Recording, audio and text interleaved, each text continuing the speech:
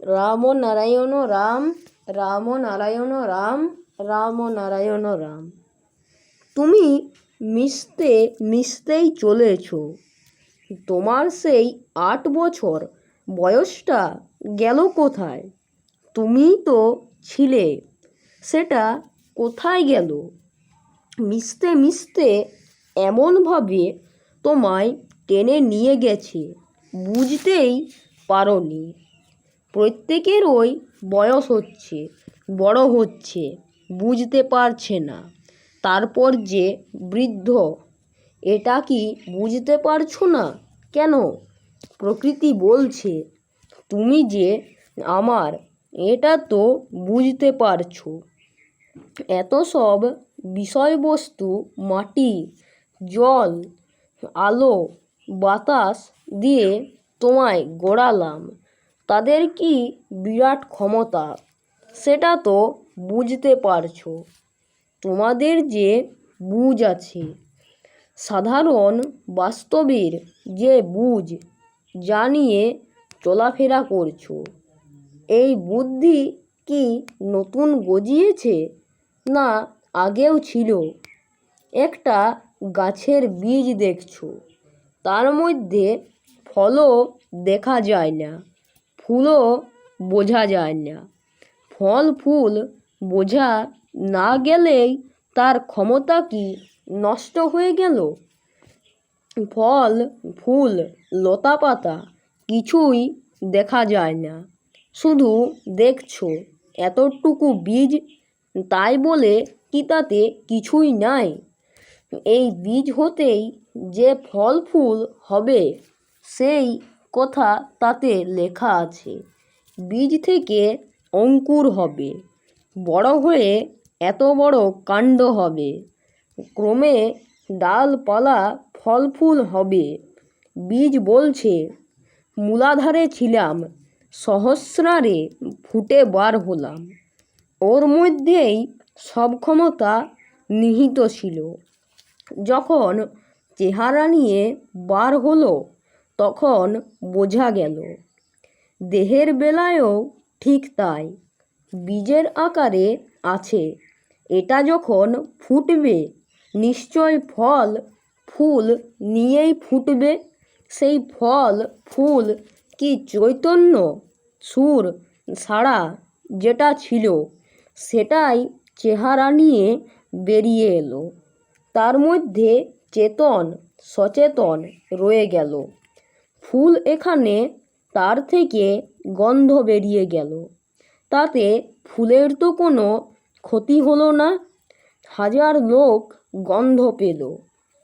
তুমি যে এখানে রয়েছ, তার থেকে সেন্টটা বেরিয়ে যাচ্ছে, গন্ধটা বেরিয়ে যাচ্ছে।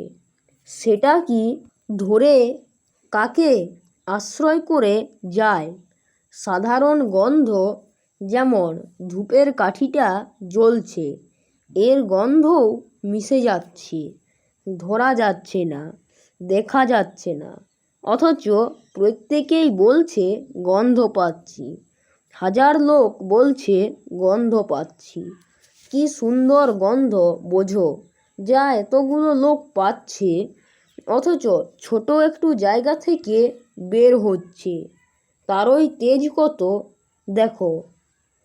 আমরা এই যে বলহরি বলে নিয়ে যাচ্ছ, সেন্টটা বেরিয়ে যাচ্ছে, কি বেরিয়ে গেল খুঁজে পাবে না। স্রষ্টা বলছেন ওগুলো আগে দেখো, তারপর আমায় ভেবো, আগেই ভেবে নিও না। দেখ, এই তুলা নিয়ে বসলা, এতটা তুলা। গান্ধীর আমলে চরকা ঘুরিয়ে ঘুরিয়ে সুতা বার করত। যে যত টানছে, তত সূক্ষ্ম সূক্ষ্ম সুতা বেরিয়ে যাচ্ছে। যে যত সূক্ষ্ম করে টানবে, তার তত মূল্য বাড়বে। এখন আমাদের কি করতে হবে? সূক্ষ্ম সুতা টানতে হবে। তো আজ এ পর্যন্তই, দেখা হচ্ছে পরবর্তী ভিডিওতে। রাম নারায়ণ রাম, রাম নারায়ণ রাম, রাম নারায়ণ রাম। হাতি আর মাকড়সার খুব ঝগড়া বেঁধেছে। হাতি বলছে, আমি হাতি, আমি সাংঘাতিক কিছু করতে পারি। মাকড়সা বলছে, আমি ছোট ঠিকই, কিন্তু আমার পেছনটা দেখেছো? এইটুকুর খেলা যদি দেখায় তুমি অবাক হয়ে যাবে। হাতি বলে, বলো কি? তখন মাকড়সা তাকে দেখাতে শুরু করলো। মাকড়সা কেবল সুতা ছাড়ছে, সুতা ছাড়তে ছাড়তে চলেছে। এইভাবে 25,000 মাইল চলেছে। হাতি চলতে চলতে আর পারছে না, চিত হয়ে পড়ে গেছে। ওদিকে মাকড়সা 3 প্যাঁচ দিয়ে ফেলেছে, পৃথিবীটাকে পয়তা বানিয়ে ফেলেছে। তাকে জিজ্ঞাসা করে, দেখি কিছু লয় ক্ষয় হয়েছে কি? সূক্ষ্ম টানা, সেই সূক্ষ্মেই যে সব কিছুর সমাধান, সেই সূক্ষ্মেই তোমার গতি। কোথায় যাবে এর মীমাংসা সেখানেই। মৃত্যুর পর কোথায় যাবে সেটা আগে জানো। সেটা কিভাবে বুঝবে? হাবে ভাবে, আভাসে ইঙ্গিতে। সূর্য উঠবে কি না, সূর্য ওঠার 1 ঘন্টা আগেই বোঝা যায়। আভাসে ইঙ্গিতে এমনভাবে বুঝিয়ে দিয়ে যাচ্ছে, যা দ্বারা প্রমাণিত হয় আমাদের পরিণতি কী, গতি কোথায়। সেইটাই যদি খুঁজে পাওয়া যায়, তাহলে আমাদের চলার পথে অনেক কাজ সহজ হয়ে যায়। সেটা অতি সূক্ষ্মভাবে তোমাদের বুঝিয়ে দিয়ে যাচ্ছে। এতে অনুমান সেই, কল্পনা নেই। জীবনে চলার পথে আমাদের কি পাথেয় দরকার, সেটাই আগে জানা দরকার। না হলে এক জায়গায় কেউ থাকতে পারছি 1 থেকে 25-50 বছর, কোনো অবস্থায় একইভাবে কেউ থাকতে পারছি না, তারপর শেষ বেলায়ও থাকতে পারছি না।